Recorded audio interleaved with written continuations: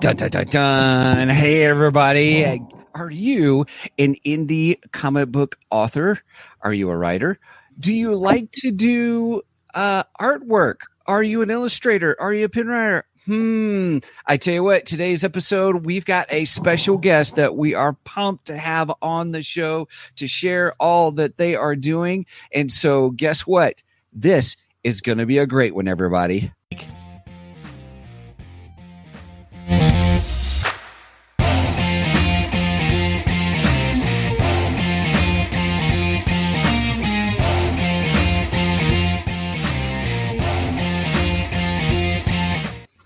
Good. Oh, so who talks first? You talk first. I talk first. I think I talk first. Wah, wah. Hey, everybody. Welcome to the show. Welcome to Two Geeks on a Microphone. I am your co-host, Mr. Stephen Boster, along with the one, the illustrious, the one whose seat was empty just a minute ago is now here, Mr. Michael Shanks. Mike, say hey to everybody. Good morning to all you geeks out there in Geekdom Land. Sorry about that. I had personal issues to take care of. It is totally fine. It's totally fine. It makes for good fodder because now I can make fun of you for having an empty seat and all of a sudden you're here now. It's like magic. Yeah, it's like magic. Exactly. That's appropriate. That's appropriate. All right. Well, hey, we've got someone exciting here. Mike, do you want to introduce our awesome-tacular guest for the day? Yes, we have a comic creator with us, a comic writer. Her name is Corissa Grant, and she is the creator of Worthy Chaos Comics. Welcome to the show. Yay! Hi, guys. Morning. Hey, Corissa, thanks for joining us today. Thanks for having me on and, the expedited fitting me in for my campaign ends. It is our pleasure. Our pleasure. We were happy that you reached out to us, actually. You asked me where I found you, and after I thought about it, because I realized I had found you before I found the podcast page. So I think I found you in one of the podcast groups. You must have posted something, and then I stalked you like any good creator would. So I had that. And then last night I found the podcast and I was about to write to them and I was like, wait, this sounds familiar. And then I was like, that's why I wrote to the feed. Because I'm like, I don't want to make sure that I wrote to them again later on with my short-term memory of, over the 125 interviews I've done in 7 months of doing this. So. Wow. That's a lot of interviews. Yeah, man. I don't know. I don't know how the hell I remember. Someone said I'm in this chat with other indie creators, and they're like, I'm exhausted. I did like 6 interviews this campaign. I was like, I did 9 interviews this week. I was like, yeah. And they're like, how do you do that again? I was like, I don't know. And I have a full-time job. I have a full-time business I run. This is my fun hobby. That's 5 times more work. Right. So yeah, and I felt bad. I had my first week of campaign. I had 8 interviewers cancel, and they all but 2 had good excuses. 2 just didn't show up. So someone's like, "I'm so sorry you had so many cancellations. That must have sucked not doing any interviews." I was like, "Oh no, I did 9 that week. I'm just saying I missed 8." So I did do some. I just didn't do those. So yeah. I'm running out though. Like it's a vast world, and I think I'm running out of podcasters. So. Say it isn't so. Yeah. I don't think you're ever going to run out of podcasters. There's a lot of us out there. I need more geeks. Yeah. Right. Awesome. And you definitely won't run out of geeks. I guarantee you. Yeah. Man, I was popular back in the day. They didn't have female geeks as common as they do now. I'd go to anime conventions and be the only girl there, and I think I went with like 9 guys, and I'd get all these discounts, and they'd be like, why did you get a free Voltron or whatever? I was like, I don't know. I was dressed like the elf lit from Lotus War. That could have had something to do with it, but oh gosh, maybe. I don't know. Well, hey everybody, we are going to talk more with Corissa in just a few moments about her comics and all that she does, and I'm pretty excited to have this discussion. As you can already tell, it's going to be a blast, and we're having a great time.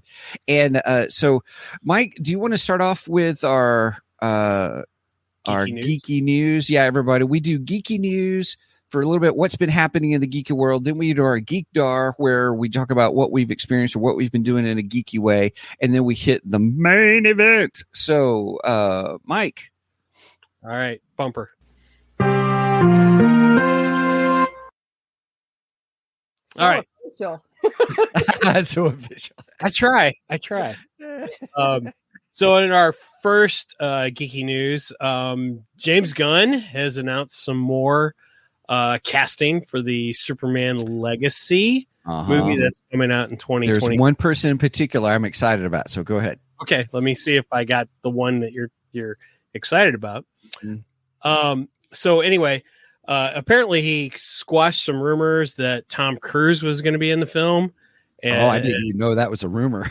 Well, I didn't either till I saw this headline, but the headline says James Gunn puts Tom Cruise rumors to rest and casts Guardians of the Galaxy star Nathan Fillion as Green Lantern. Now, it's Guy Gardner, right? Guy Gardner. Well, okay. Hold on. Oh, sorry. No, now I'm stuck on Nathan Fillion. You can't just toss out his name and leave. That's right? Thank you. All right, so, I like her more and more, Mike. So just saying. Wow. Okay. I'm getting picked on today.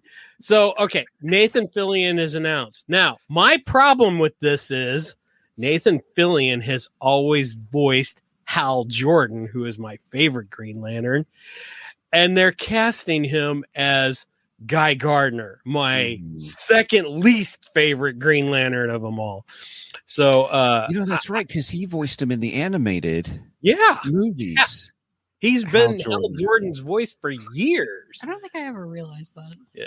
That was odd. Why would they do that? I don't know. This is James Gunn. James Gunn is just odd to begin with. So I feel like he did this out of spite. Like, you have to be happy it's Nathan Fillion, and then everyone's like, this is wrong, but we're still going to watch it because we don't have a choice. It's Nathan Fillion. Well, now our friends over at the Three Geeky Dads podcast, they seem to be happy that he's going to be Guy Gardner. I will have to talk to them about that. Not everyone is sane. It's okay. All right. I just don't get it. I don't get it. Okay. So anyway, that's one. He also has cast what is this guy's name? Anthony Kerrigan as Metamorpho. Now, Anthony Kerrigan played Zaz, I think it's Zaz, in the the Gotham series, the Arkham series. Yeah, the Arkham. Yeah, no. Well, he also played him in the Gotham TV show. Oh, I see. Yeah. Okay. I gave up after that one. After the first year, season? Like, he wasn't in the beginning. Was he in the beginning? No, it was later. It was later. I kind of got away from this show, but I can understand. I can understand that. That show was a mess. Yeah. I was enjoying it, and then certain things happened. And I was like, all right, what else is there to watch today? But he was one of the highlights of that show, in my opinion. He was really good. He's one of Penguin's goons. Yeah, he was one of Penguin's goons. But he was. Where's that voice coming from again? Magic once again. That's Megan, by the way. But apparently he's going to play Metamorpho. I think that's a good choice. I think that'll work. And then for my final headline is Deadpool 3 has officially stopped production due to actor strike. So apparently the actors have joined the writers on the writer strike that's going on. So are there even writers in that movie? Usually they just say whatever they want. You got Ryan Reynolds. So you need writers. That's all. Yeah, you don't need writers. But true. They tied Ryan Reynolds. Film him all day. You did. That's it. You know, he riffs. Yeah, that's right. But they tied his hands. You know what they did to him? They shut his mouth just like they did in the original Wolverine Origins, X-Men Origins Wolverine. They went. That was weird. That was a weird. That was weird. Yeah, right. Yeah. Agreed. I mean, I'm sure a lot of people have thought of doing that to Ryan now and then. I mean, I get that all the time. I'm sure that's been said about me too. So it's all good. I had somebody tell me they just did an interview and the host told them they didn't talk enough. And I said, I can guarantee you in my entire life that has never been said about me. So ever. So I'll give them pointers. Fine. So yeah. Well, you're supposed to talk in a podcast, so that works. Yeah. Right. Well, I can tell this is going to be a wild episode. Yeah. Mike's losing control, everybody. I think I had lost control. I don't think I ever had it. You lost control at the empty seat, just saying. You knew what you were getting into. He was smart enough to Google me and he saw the shows and he's like, we're going to do this anyway. So, I don't know. I don't think you've been quite this lively. I mean, you've been lively, but not. Yeah. Yeah. I guess it depends on the host. I did good hosts, man. I don't know what to tell you. Yeah, nicely played. I could kiss up with the best of them. That's right. We are much more betterer. Sorry, I'm going to drink. Here we go. Rock star. I don't have my drink with me. Chris, So. we do a thing every time we say much more betterer. We all take a drink. I should have given you a heads up. Sorry. Because we like good English here. Much more betterer English, by the way. Just saying. Okay. Everybody knows I need my caffeine this morning. So I do ultimately think that maybe a actor strike and putting Deadpool on hold might end up being a good thing for Deadpool. Because like I said, they handcuffed Ryan Reynolds. He wasn't allowed to ad-lib during the film. Really? So, right. Yep. They told him that you could not ad-lib because basically he'd get a writer's credit for that. So they're like, you can't do it. You're not allowed to. That's the thing I've ever heard. Exactly. That would be like that's BS.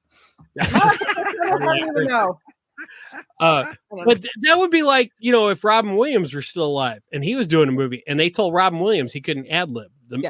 I think Robin would walk off the set. I don't think he would do it. Yeah, it's not even a possibility to. I mean, they would know better lines than anyone else. Half the time that's the whole movie. So that's why we go to see it. Well, nobody knows that character. Nobody knows that character as well as Ryan Reynolds does. So yeah. So that's with that tidbit. Yeah, that was an evil play. That was like one of those mastermind evil villain things that if we tell them this, we'll have to delay and all. Yeah, that was clever. Real quick.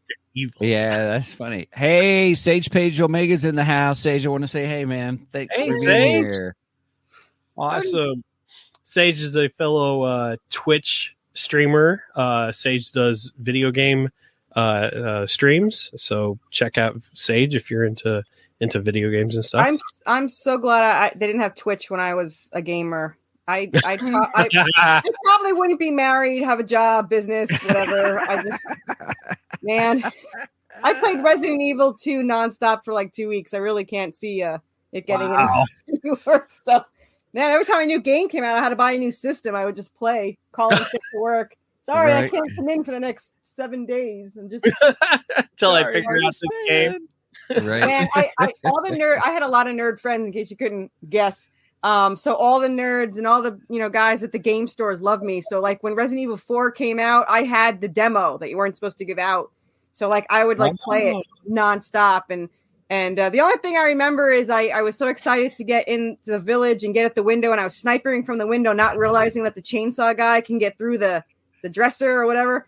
So like I'm just snipering, and all of a sudden I get cut in half by a chainsaw, and I scream so loud. My boyfriend's like, "What happened?" I was like, "I got killed by a chainsaw." He's like, "Okay." But yeah, I played that nonstop. Yes, we will get into that here in a little bit. Okay, because it's part of her story. I love it.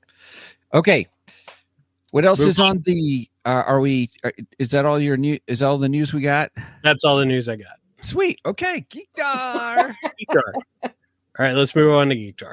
Throw with the radar, sir. What's wrong with it? I've lost the bleeps, I've lost the sweeps, and I've lost the creeps. The what? The what? And the what? You know, the bleeps. The sweeps. And the creeps. That's not all he's lost.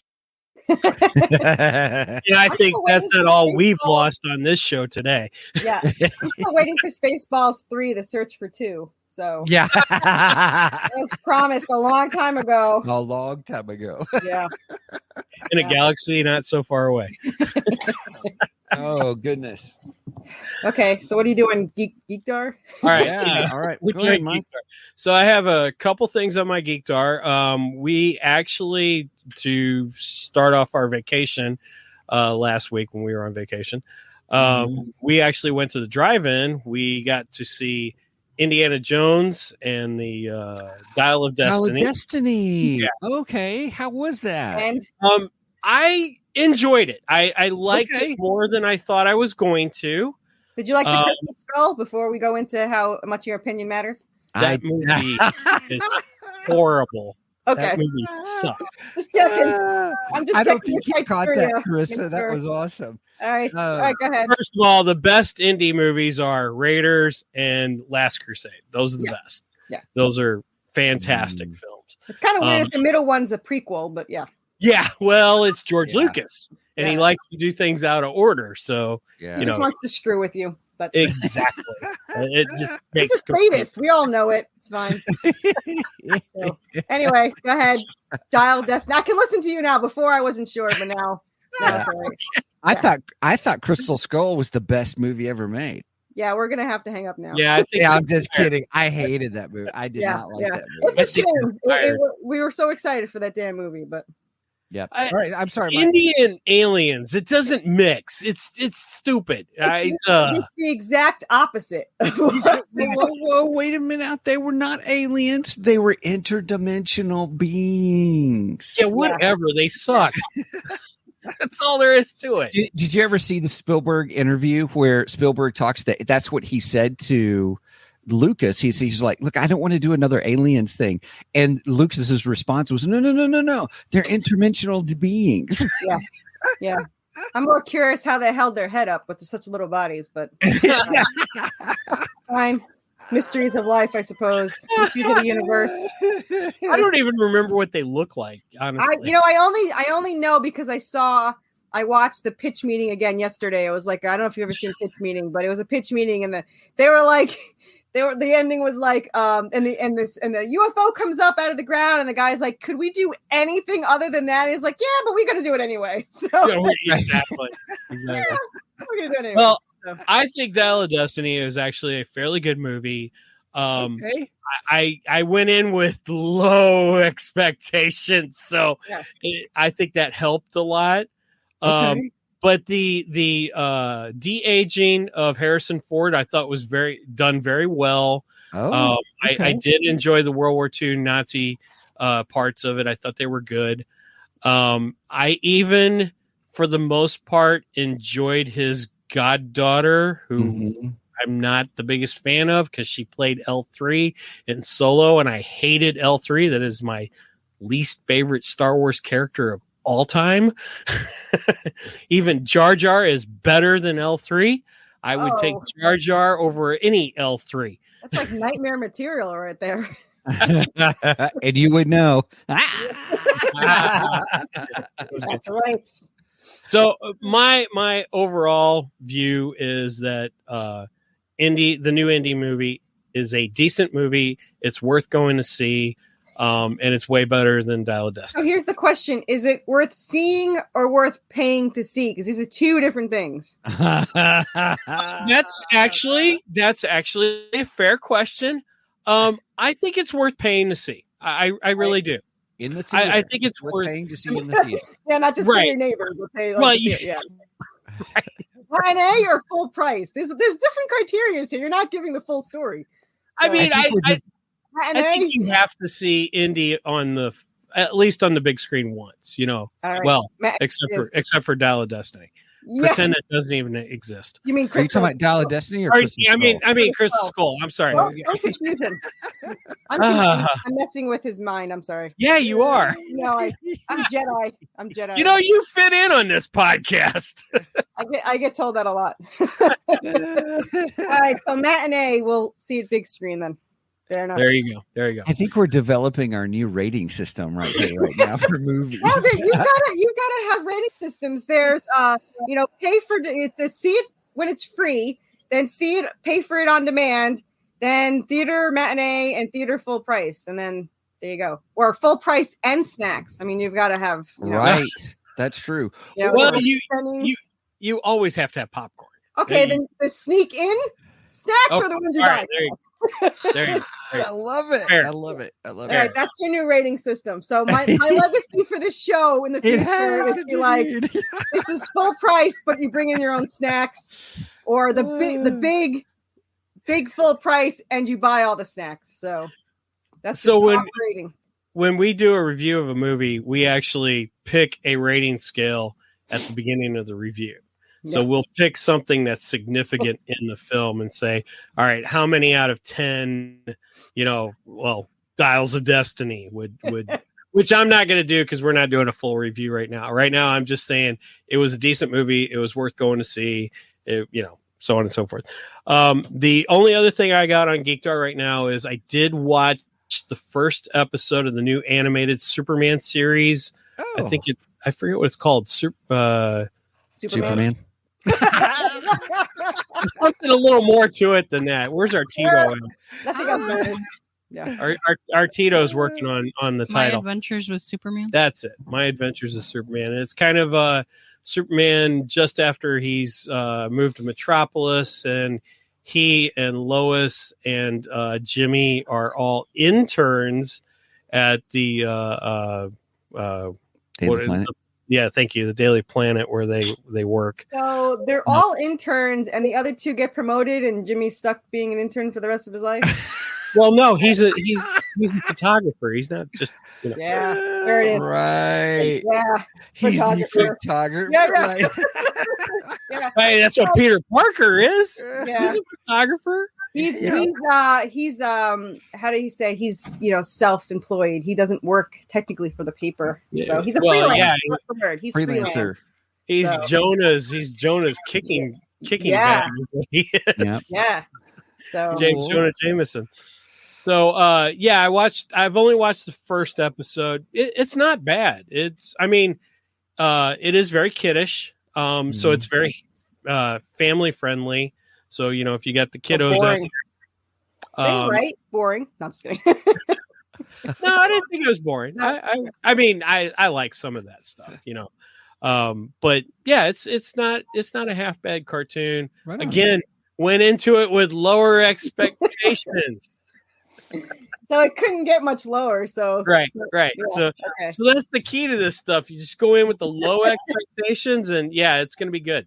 You're like, wow, that was amazing. I expected nothing and got a tiny bit more. Yeah. Okay. I see where this is going. All right. I got you. All right. That's all I got for Geekdar. Well, for me is Besides, I'm worn out now. right. Sorry.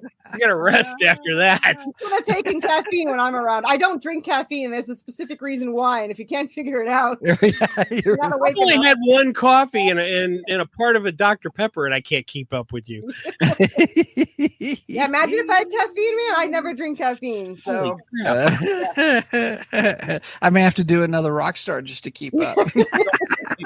anyway, sorry, you're Geekdar. Oh yeah. So I watched The Witcher season 3, part 1, and I really liked it. I know a lot of people are saying they're kind of poo-pooing on it, kind of a Now, thing. is Henry Cavill still? Yeah, this is his last season. So I was going to say why, and then if he's in it, yeah.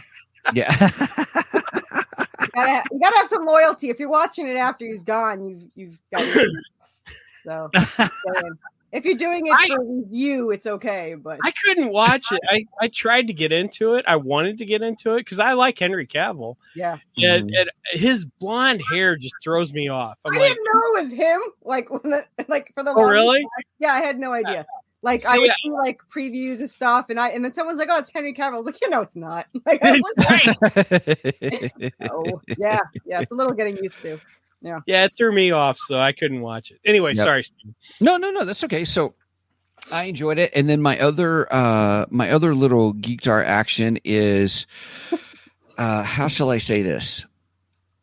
I got introduced to a movie website. Uh-oh. And that's probably all I better say about that. Oh my gosh. What kind of Geekdar is that?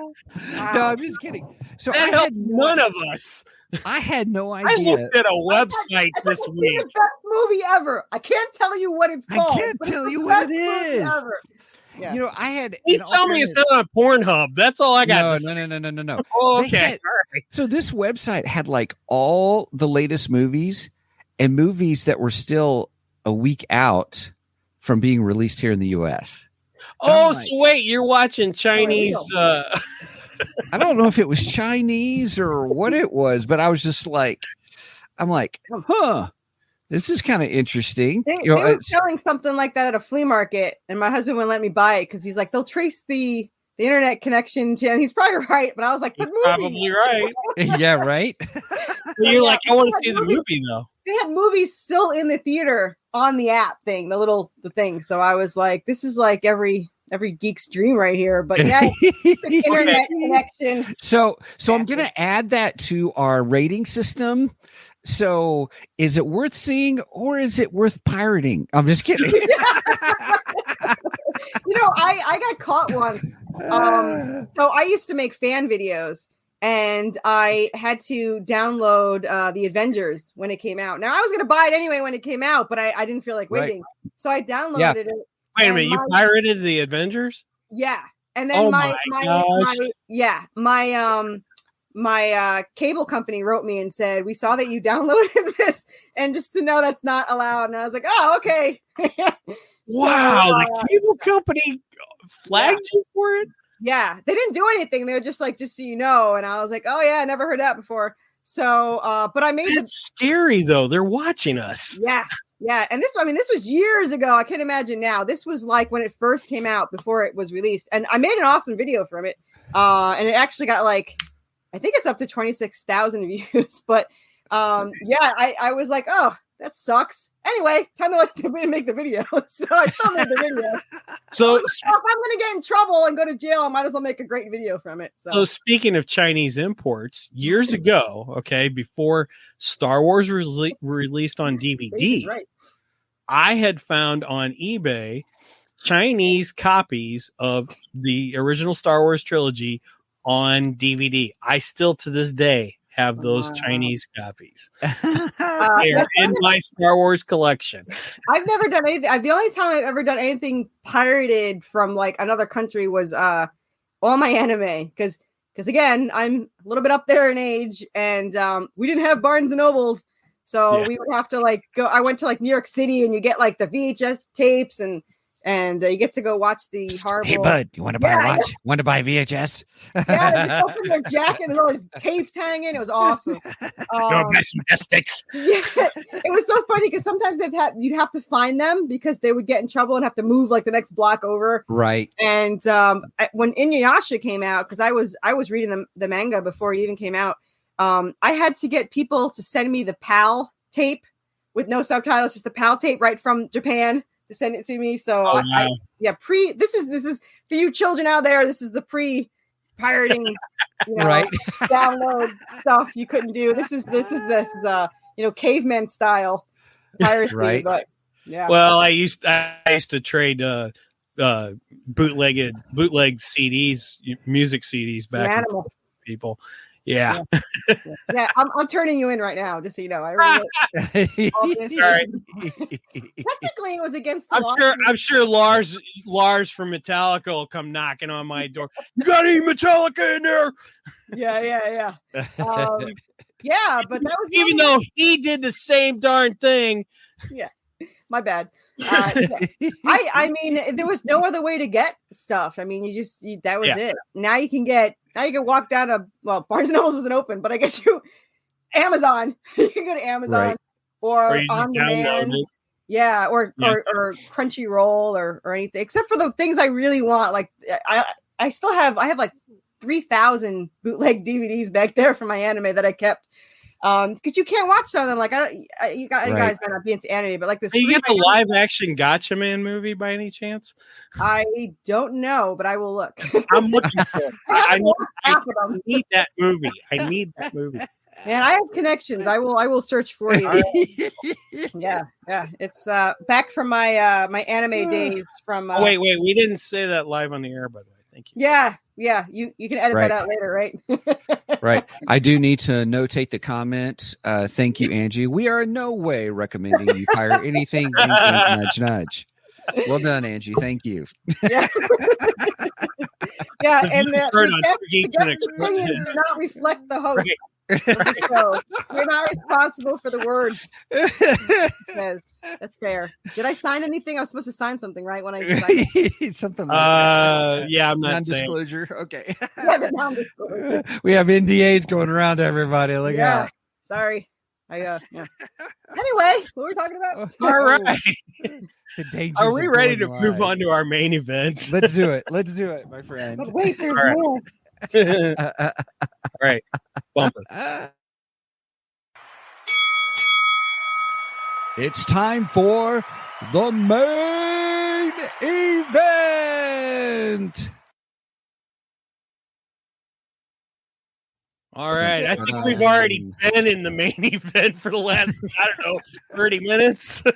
I miss when wrestling we thought was real back in the day. Right. I miss those days. Anyway, yes, main event. Am I the main event? I'm sorry. Yeah, it is your main event. Who was your favorite wrestler? I liked Randy Savage. I liked was it Gravedigger? Is that no Gravedigger? No, you mean that's the big truck. The big guy. What the hell was it? The Undertaker? Yeah, the Undertaker. Yeah. And then of course, the Hulk was there. The whatever. But yeah, we used to sit. I was like 7. We'd sit there with like popcorn, like it was like the greatest thing on the planet. Was watching these things and like, oh my god, I hope the guy's okay. But yeah, right. My wife is actually the bigger wrestling fan. I'm not actually a huge wrestling. I haven't watched it since. That was literally the highlight of my life. Right. It's all been downhill since then. So. Right? Yeah. Well, I was big into the rock and wrestling days with the Hulk Hogan and. Well, Hulk Hogan, because it was like he would fight with Randy Savage, right? Yeah. So there would be like this whole like duel thing going on. Like you're gonna get crushed and then, of course, you have the Undertaker, and then get in here, brother. Yeah, and of course, the ripping of the shirts. The guy must probably bought stock in shirts or something, just ripping the shirts. But I miss those days. They were so like traumatic, It was like this grand. Well, the best was when Hulk and Mr. T teamed up, and then of course they did everything for the Rocky 3 movie.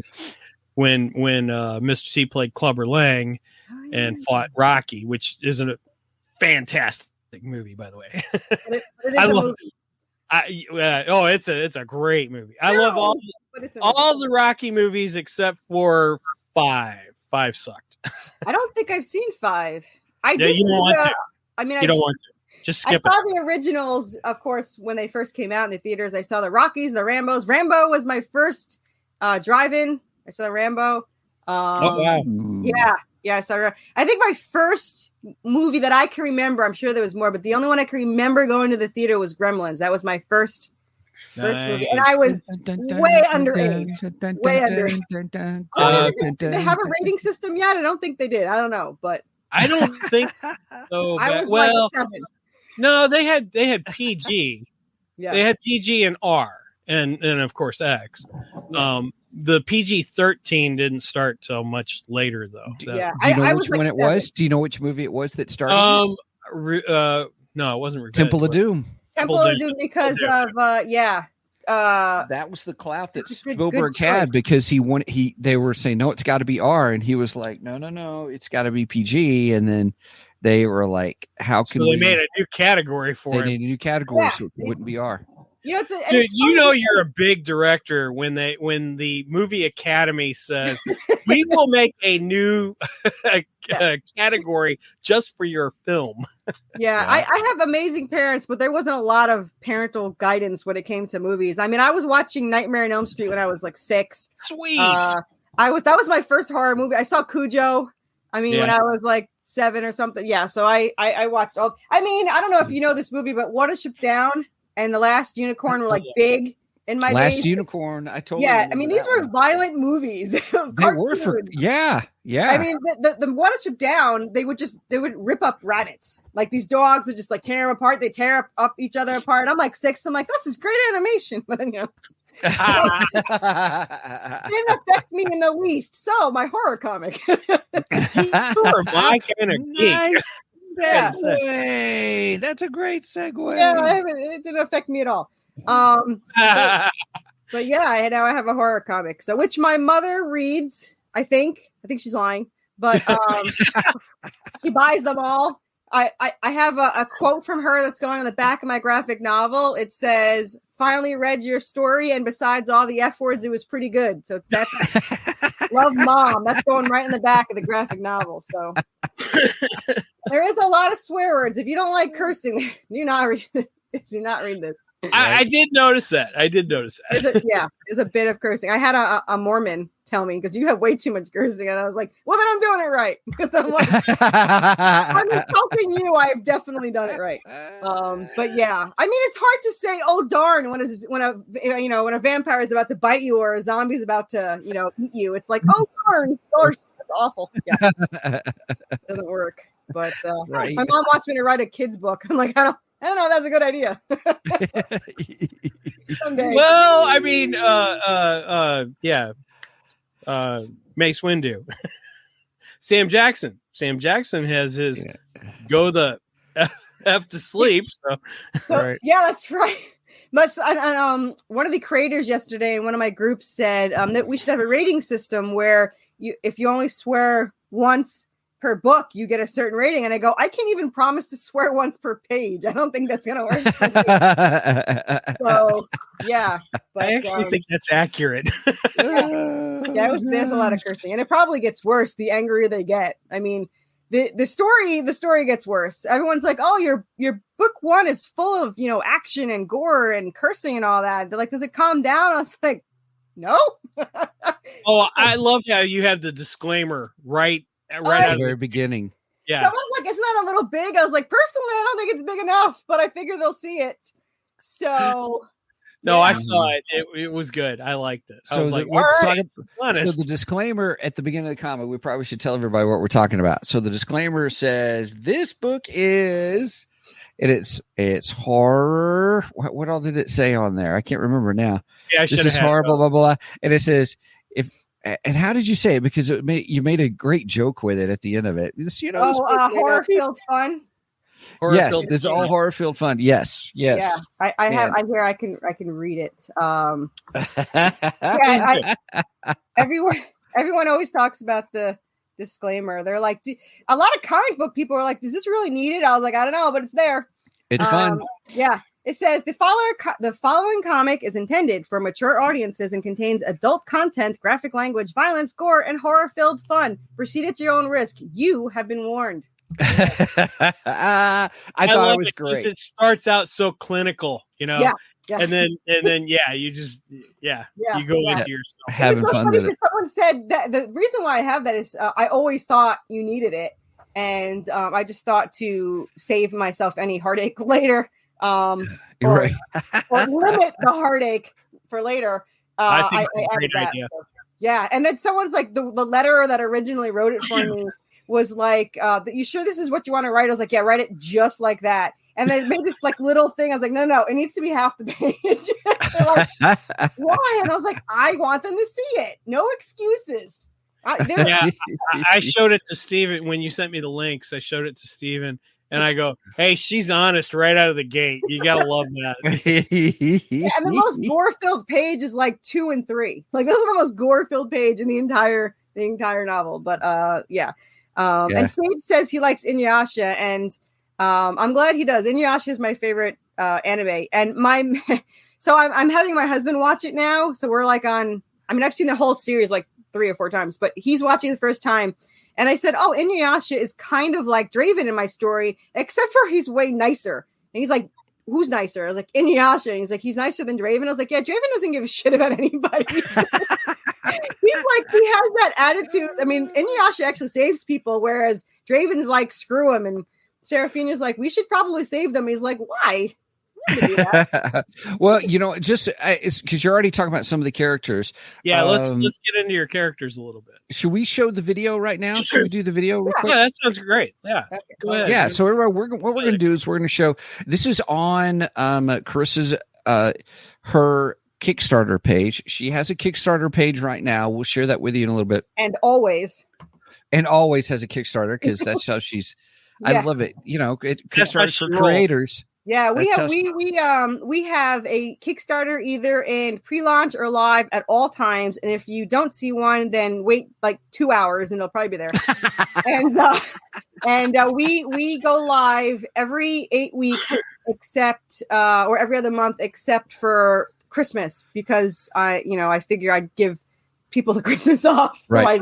Just from seeing me and seeing me all the time. But your latest Kickstarter though ends on Monday. So it ends on Monday at 4 p.m. Eastern time. So you have all day Monday, pretty much, and then it'll go into Kickstarter. So the easiest way. Don't wait till Monday. Go after you finish watching this. Yeah, don't wait till Monday because a lot of things are already sold out. Like our 3D statues are sold out. One of the cute Anubis statues is sold out. I think there was something else that was sold out. So yeah, some things are sold out. And then issue 6, which is already done, will release August 15th, and issue 7 that's halfway done. I think it's on page 28. All right, it's a little more than halfway done. 28 out of 40 pages. That'll release October 3rd with the graphic novel. And we can get into that. Okay, so I'm sharing my screen, and then I just have to hit play. Did you want me to lower the volume at all or anything? Yeah, you'll have control over it, but I think we'll be okay. Okay, so here's this. And go full screen. There we go.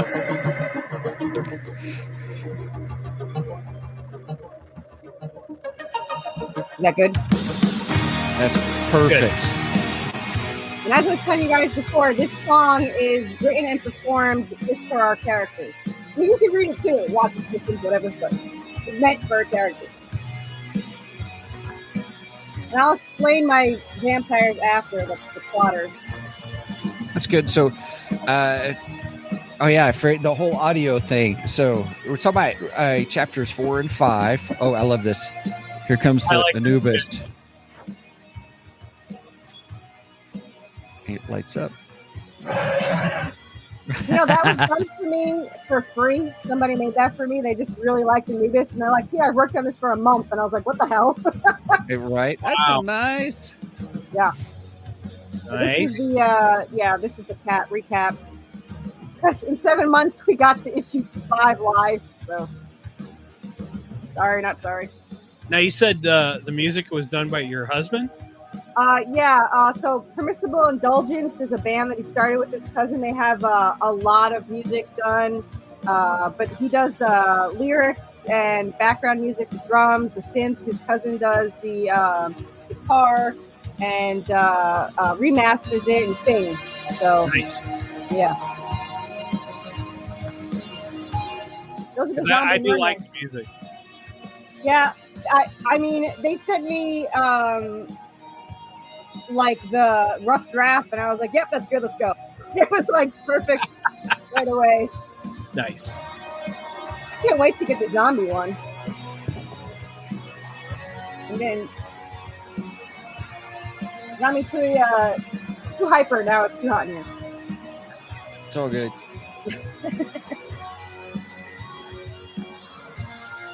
Dun, dun, dun. That takes us back to page 1. All that. Page 2. Dun, dun, dun, dun. Nice. Right on. So, Carissa, if for those who probably couldn't see that or were or are probably listening to the audio, Either one. Let's talk about with Worthy Chaos and Redemption. What is it that you have created? A lot of chaos. Okay, so Worthy Chaos is from a role play between myself and my co-writer. I write the story, and I write for Serafina, the angel descendant, supernatural hunter. And I write all her actions, her thoughts, her, everything. And then my co-writer writes everything for Draven, his actions, his thoughts, his speech. So when you're reading it and you're like, these sound like two different people, I am not that good of a writer. They are two different people.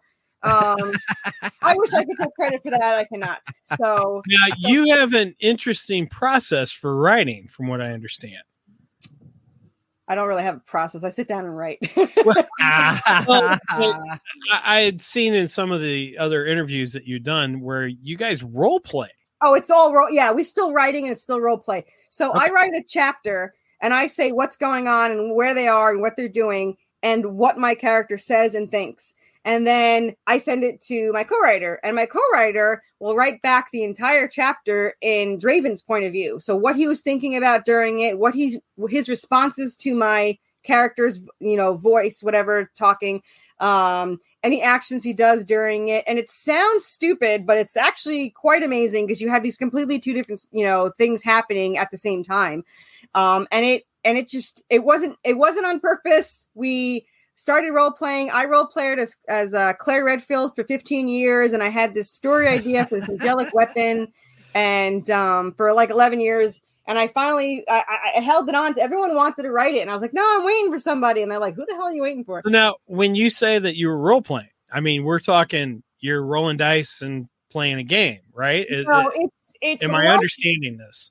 It's okay. So it's a little different than that. So that's tabletop role play. This is like all writing. So you don't have to roll the dice. You're kind of doing the same thing, but you're choosing what's going on. The dice don't decide. So like for example, for my starter, I sent her a 4,000 word starter, which would be in issue 1. It would be from the moment you read the dream to the moment they meet up. So she ran into him, and then from that, then she would write her version of what he did to get to that point, and then I'll write more, and then the reaction goes. So I will write, we run into, this store, and while we're in the store, the vampires are trying to get in, so we have to barricade the doors and whatever. And then she can add more at the end, and then I will respond to that and then add more. So I kind of led the story, but we came up with ideas together and all this stuff.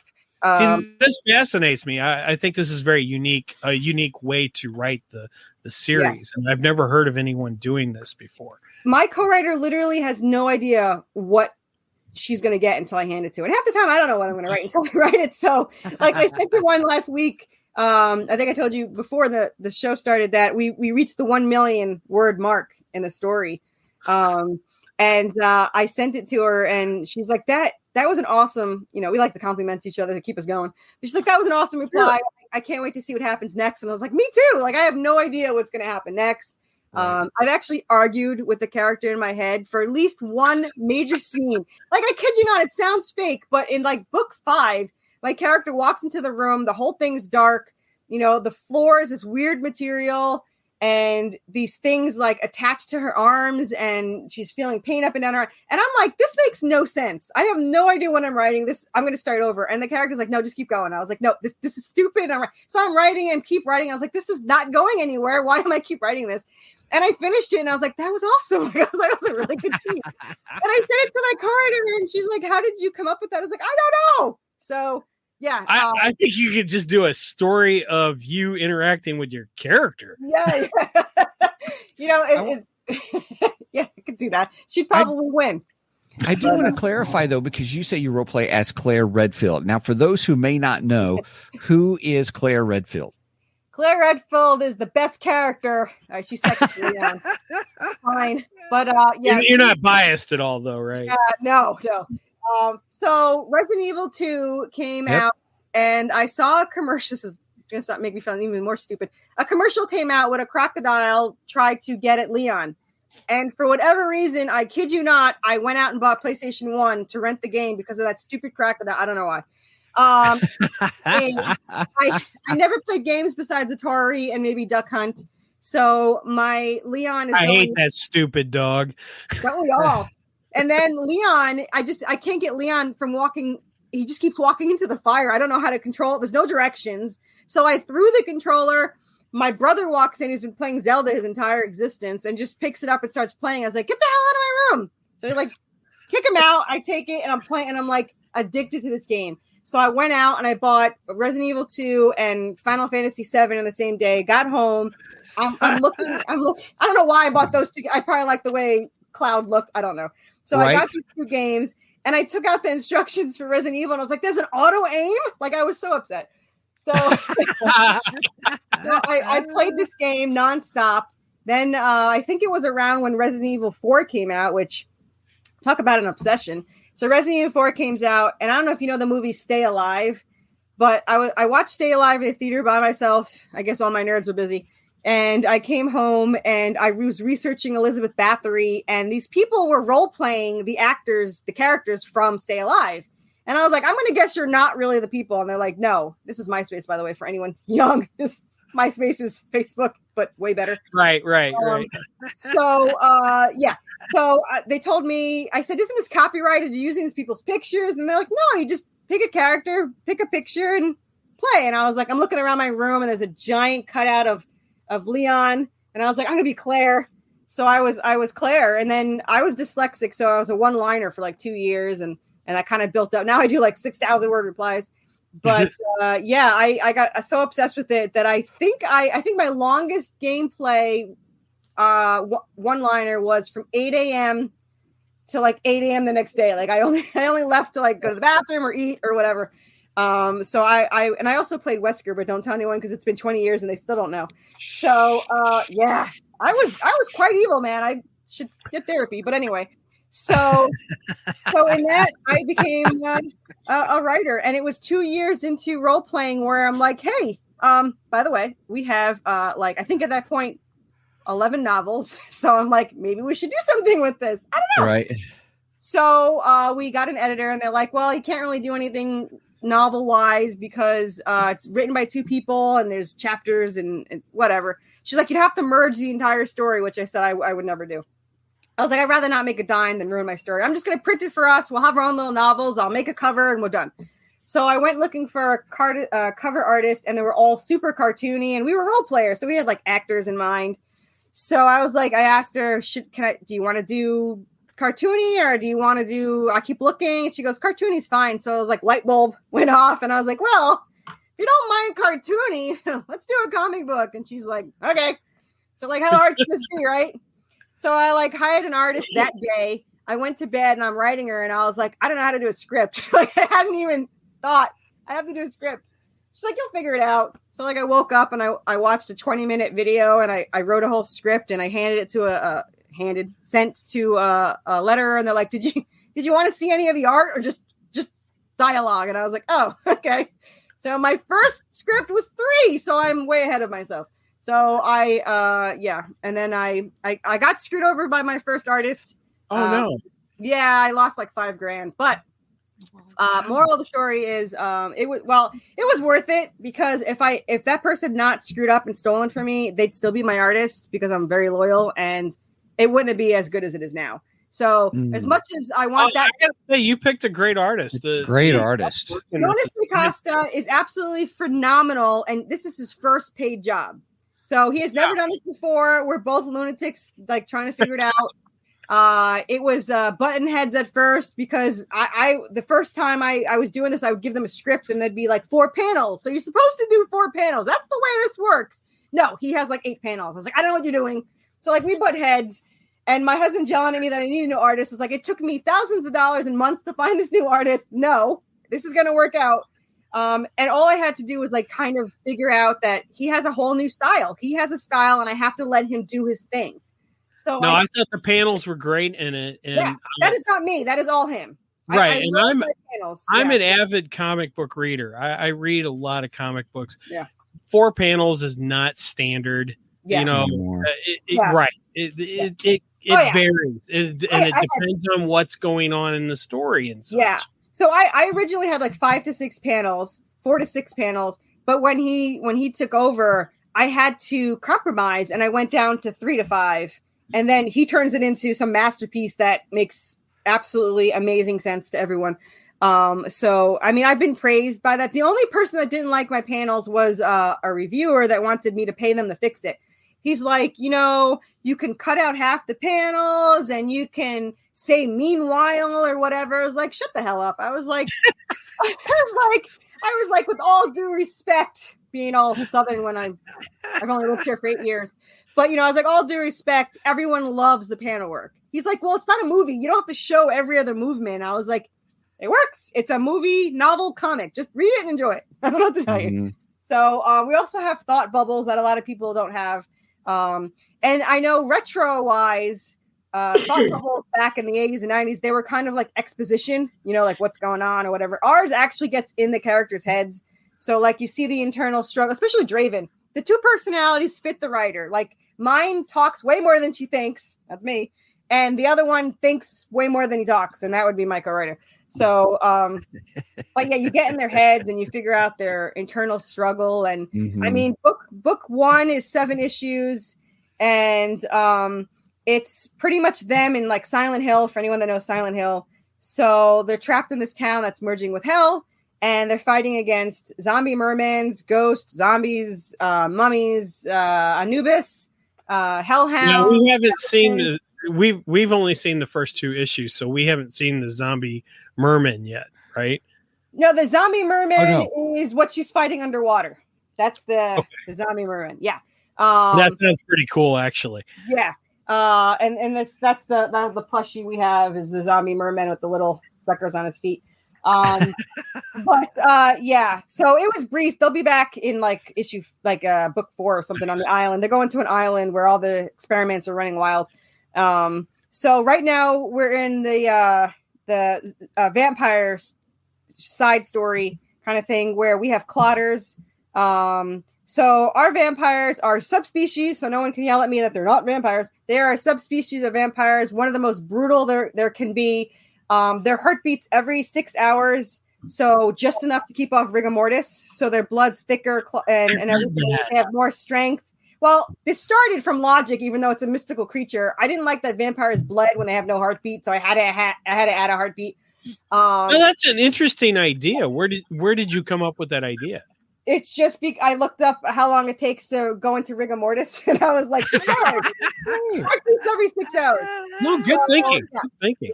So, but because of the thick blood, they have to feed directly to a human. They cannot have a blood bag. They cannot have animals. And if they don't feed directly from a human, they start to decompose like zombies. So because of this, once somebody's changed, they have their soul still. It isn't like Buffy. They have a soul. And so they have to, consciously choose to kill another human or they decompose. So a lot of them would decompose, and that way the species wouldn't survive. So for survival, the Clotters decided to only change the most ruthless people they could find. They break into prisons, they get murderers, sociopaths, anything they could find. So they are extremely, extremely violent. And not only that, once they taste your blood or bite you, they can track you anywhere you go like a homing beacon. And if you kill one of them, they will all track you down till you die, which, surprise, is what happens.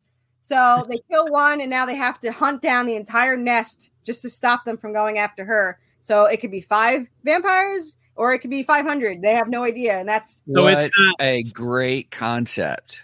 Thanks. Yeah. So it's not like the original lore where you kill the original vampire and the rest start to die off. Too easy. Screw that. No. Right. You have to kill them all. Well, I like your thinking. Yes. It's only decapitation. You can burn them, but it takes hours. So you might as well just chop their heads off.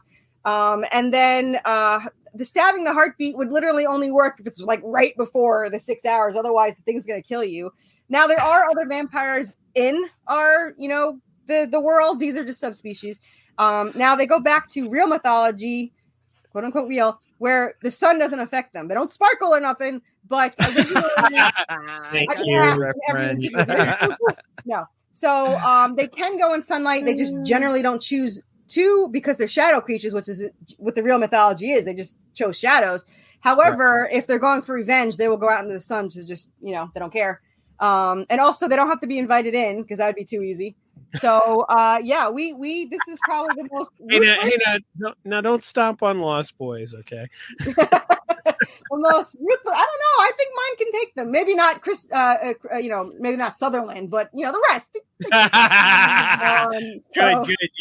Good choice. Yeah. I know my place, but so that's the storyline for this, and then issue 6 is pretty much that.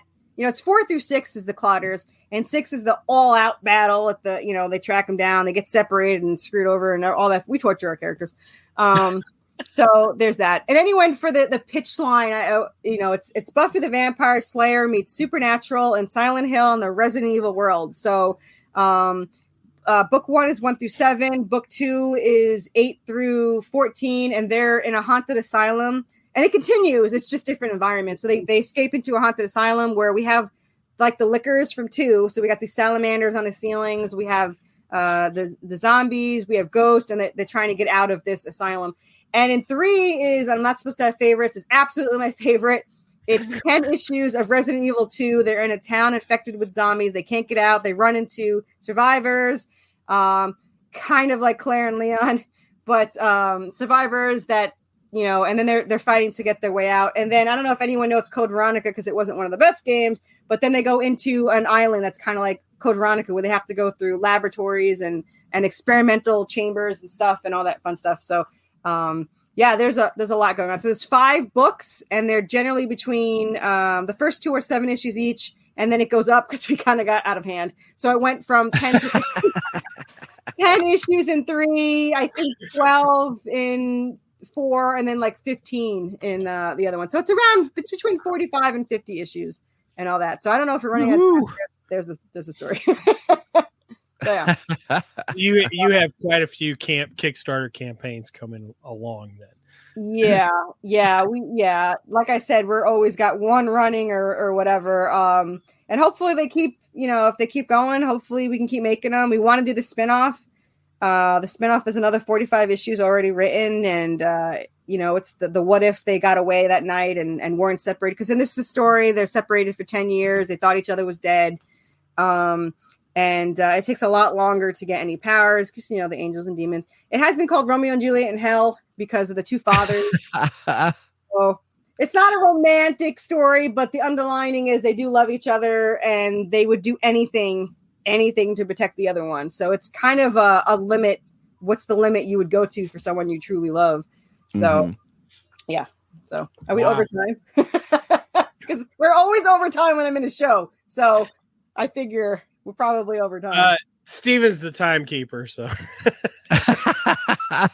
Wow, tap the butt there. Yeah. Steven's always the one, dude. We got to hurry up. So yeah, right.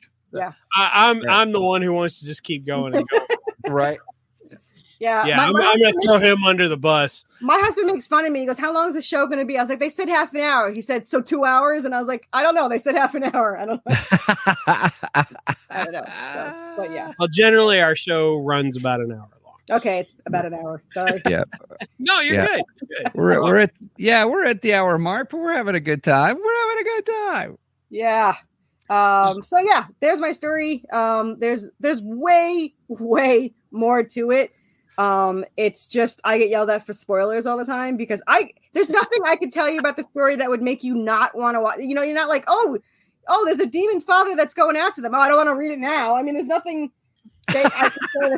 I don't think you said anything that would, I go, oh, well, I don't need spoiler to the story. Right. Yeah. Right. Like in 4 and 5, they actually traveled to hell and someone's like, oh, that's a spoiler. I was like, trust me, it's not the spoiler part. So it's like, there's a lot more. If someone said to me, oh, they go to hell, I no longer want to read it. I was like, then you are not my reader. Because they're pretty much always in hell. I mean, this town is them merging with hell. That's why. And somebody asked me, what kind of zombies I have. We actually have 3 forms. And I did not think of this until someone asked me the question. I was like, let me think. So the first book, 1 through 7, is the kind from Dawn of the Dead, where hell is full. They're merging with hell, so it's coming up from hell. But book 2 is them in the haunted asylum. So technically the bodies are possessed by ghosts because the patients have all died and they're, they killed each other and whatever. So they're possessed. The bodies are being moved by the ghost. And then you have 3, which is Resident Evil because it's all in affection and all that stuff. So yeah, we have 3 forms. And then on 4 and 5, it's like all of them. It's like all hell breaks loose. So yeah, there you go. Interesting. Nice. Hi, Jeff. Yeah, I was a Walking Dead fan, and we've had the discussion of what kind of zombies would you prefer to have. Anything Walking but Dead 20 and 20. zombies or Resident Evil zombies. Well, hell yeah, I want Walking Dead zombies because I can just walk up to them and stab them in the head and I'm done. But in debate, I'm going to fight you on this. In debate, okay, in the Walking Dead universe, you will become a zombie no matter what, which means that you can never beat the virus ever. In Resident Evil, you can separate them and live in a society with nobody else being bit. You can live without. You won't wake up one day as a zombie and kill your neighbor. So, yeah. Okay.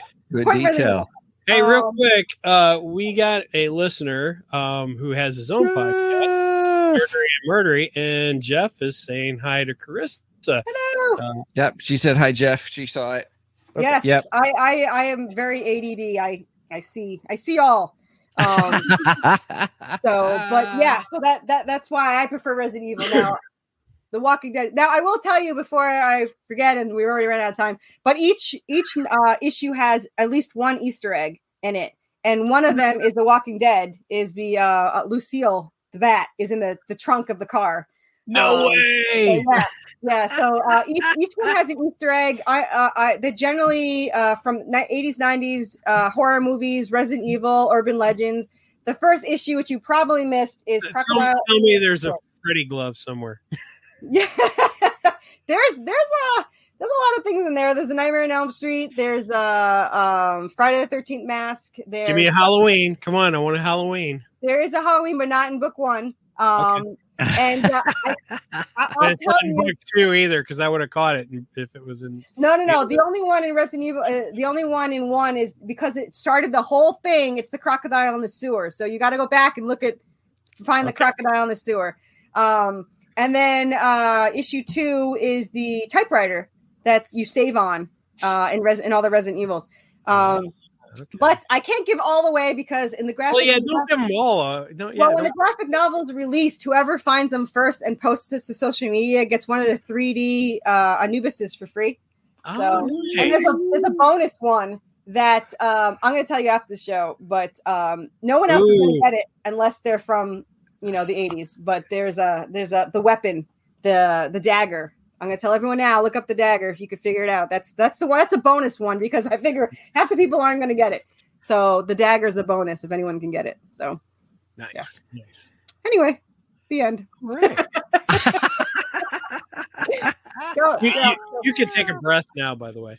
Oh, never. I'm like a shark. When they stop swimming, they die because they don't breathe. So if I stop talking, then generally. Or I'm Italian, so if my hands are tied up, I don't talk. So, yeah. Oh my god!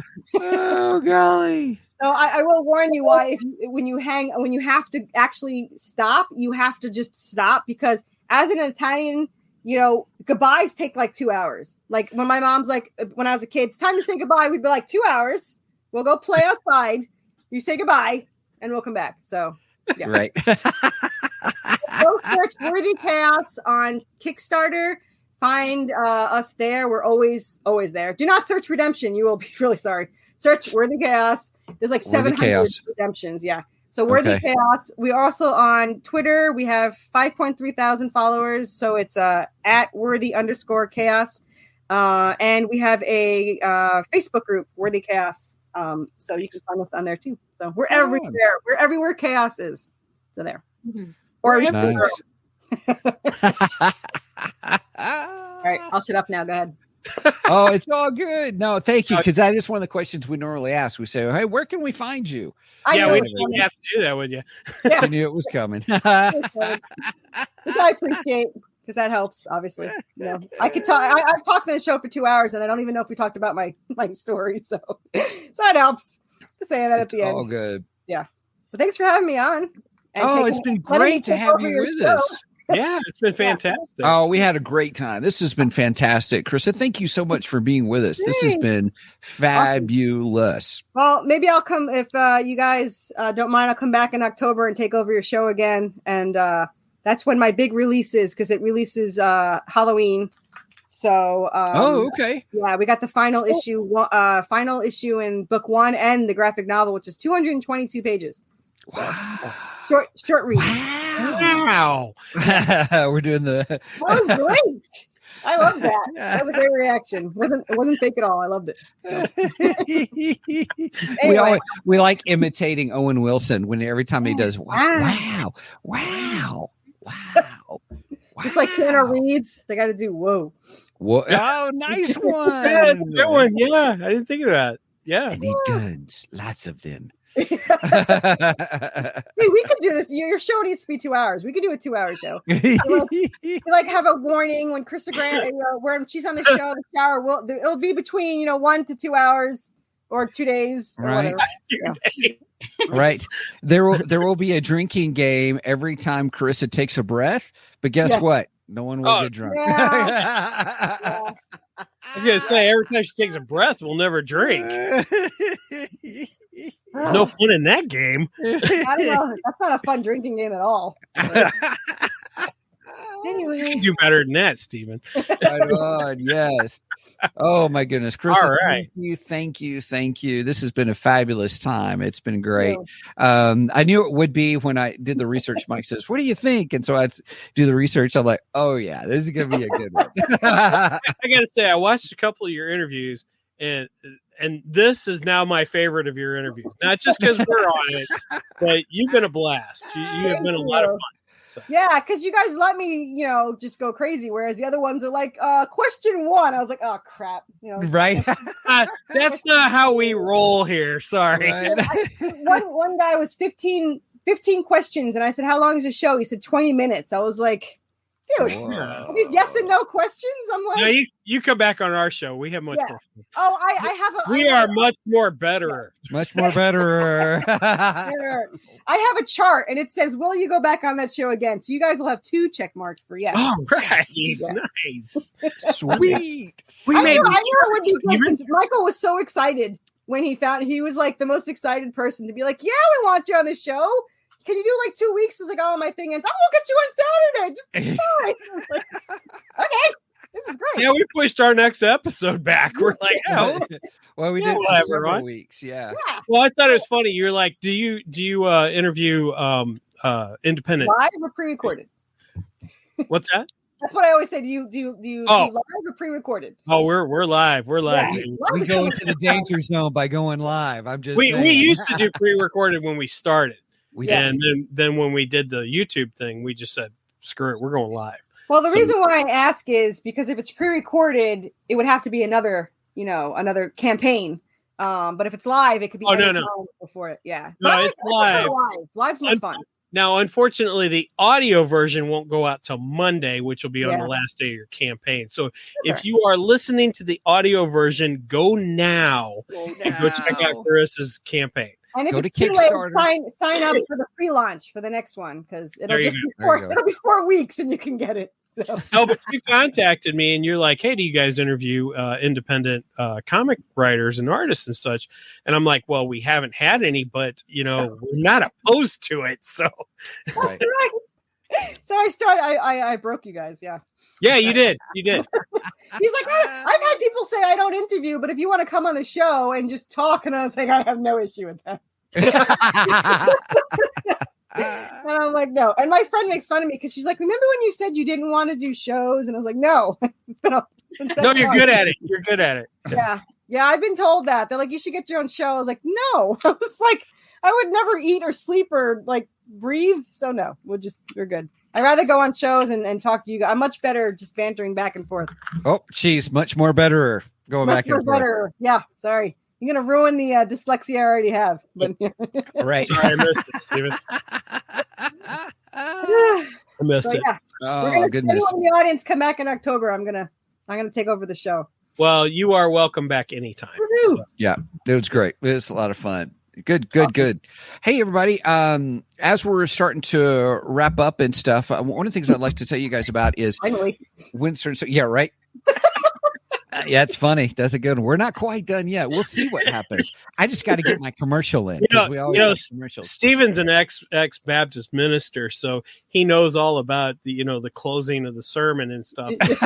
There's at least three closings before you get to the final. That's good. Correct. Yeah, Italians are usually 7, so we can cut it down to 3 or 4. And I think it's already been 4, so you got 3 more to go. So there. Right. Oh my goodness. Oh, hey, Angie, I'm going to share this. So we're not really closing yet, but Angie put in the chat. 2 more after that. Angie says, man, I'd love to see her and 3 geeky dads on one of our show. Oh my gosh. I don't know them. I don't think I know them. You'll have to send me the link or something. Oh, yeah. Check out 3 Geeky Dads. They're awesome. Well, you've got Mark Macrina, who is an artist. He's an artist himself. He does the book Werewolf with a Chainsaw. Yeah. That sounds like my type of book. Which, Mark, if you're listening, we're still waiting for our issue, by the way. Are they on Facebook or is it on? Oh, there they are. Yes. They have a website. Yes. 3GD. That's the number podcast. 3. Yeah. The number 3. I got they it. say that. Okay. I'm going to warn them to not watch this show. Yeah. They might not have me on after that. So. Oh gosh, they are great. They're just one of our favorites. Nerdery Murdery is another one of our favorites. Yes. We just have a blast. What is the name? Nerdery and Murdery. That sounds perfect. Yeah. Oh, it's awesome. Yeah. Zig does the nerd side, and he has a nerd topic, that he researches. He puts us to shame when it comes to research. Oh gosh, yeah. Oh, yeah. He's terrific.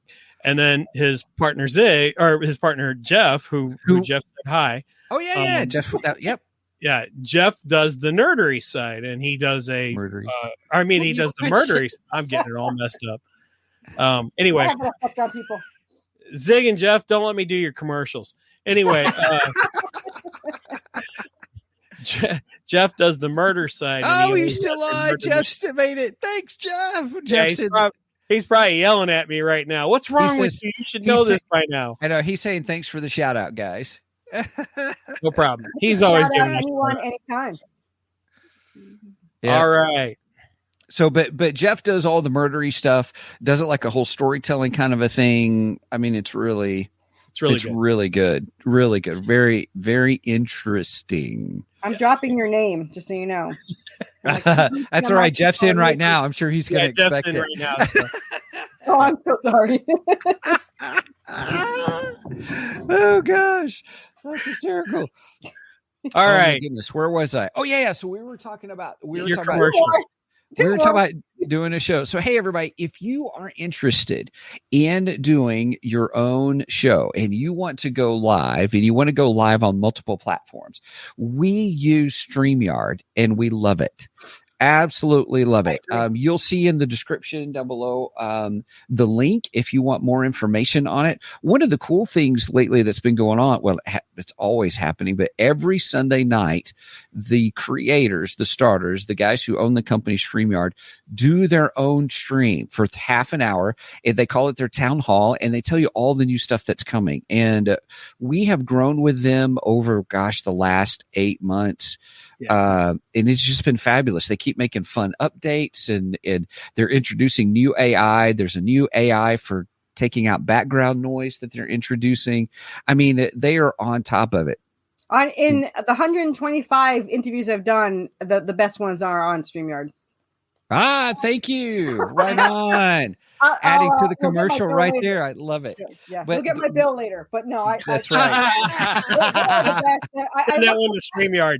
Yeah, I look the best on camera for this. For some reason, the other ones I don't look as good. There's no filter, but just something happens here. You look great. We noticed that I just ran like 3 miles. Anyway, StreamYard's the best. But the video is good. The audio, when we moved to StreamYard, we immediately noticed an audio difference. Oh yeah, definitely. And And you can stream it straight to like Facebook, YouTube, whatever you want. We are streaming on 2, 4, 6, 8 platforms right now. Yeah. That's multiple cool, Facebook pages. So and you can have a lot of guests. See, I can do this. Get off. I got this. No, just You're right. But you can have like what is You it just like hijacked the show, dude. right. I hijacked the show before. Now I'm hijacking the advertisement. But you can have like 10 people, like right? You can have like the plan. They have multiple plans. Everybody, the one we are on, yes, we can have 10 people. And now they just introduced where we can actually like guests and stuff. We can go onto your platforms if you so choose. That's a new feature. So the guests we can use their platforms for that particular show. So it's pretty cool. It's pretty fascinating.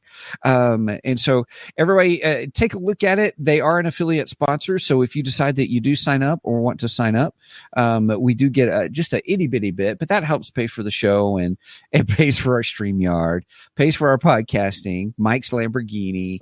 I'm just kidding. So no, the Batmobile. I should go with that one. The Batmobile. That's right.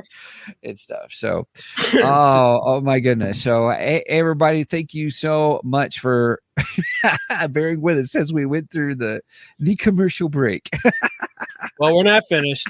So make sure and go like us and subscribe to us on Facebook. I was looking for the Facebook thing. We've got a little clip. You've got it. You got it. I saw it. It disappeared. I don't know where it's at. It disappeared. Well, that was a little bitty one. I got a big one somewhere. That's what they all say. Yeah. We'll just stick with the little one. Yeah. Go make sure and like us. And there we go. There's a big one. There it is. Make sure and like us on Facebook. I try to post a lot of fun memes. Size. What's that? It was a good size. Yeah. That's what she said. Anyway, you're going to get me in trouble with my wife. I think you are not going to be. I think you are. No, she's at work right now, but she'll watch this later. Anyway, go like us on Facebook. I try to put a lot of funny memes. In fact, me you and do a ton. Dads compete. No, I try to be. I don't know if I'm as funny as you are, but well, you take breaths in between. It slows down the funny when you have to breathe. I think I'm a little older than you too, and I get a cough. So yeah, he's just a little bit older, just a little bit. Just saying. All right. Anyway, and subscribe to us on YouTube and make sure and like the YouTube videos because that does help the algorithm. And come back every single Saturday and make sure you're double here in October because I'll be here. So there we go. Nice. Yeah. I won't tell you which Saturday, so you have to see every single one of them. Just plan to be here. Thank you. And that way, if you don't want to see me, you don't know which one it is either, so you're screwed. Steven, I think we're just going to have her on to do our ads from now on. I think so. I think it's good. All right.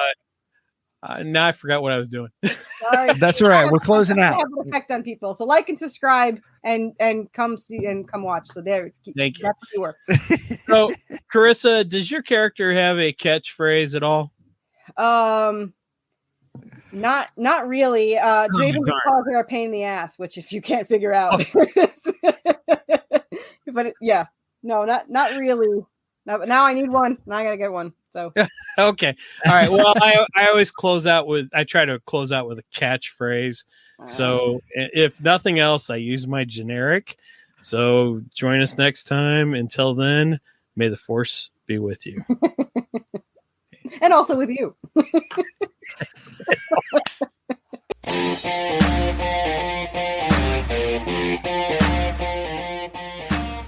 Thank you for joining us today on the Two Geeks and a Microphone podcast. Tune in next week when we will have more news and reviews. Until then,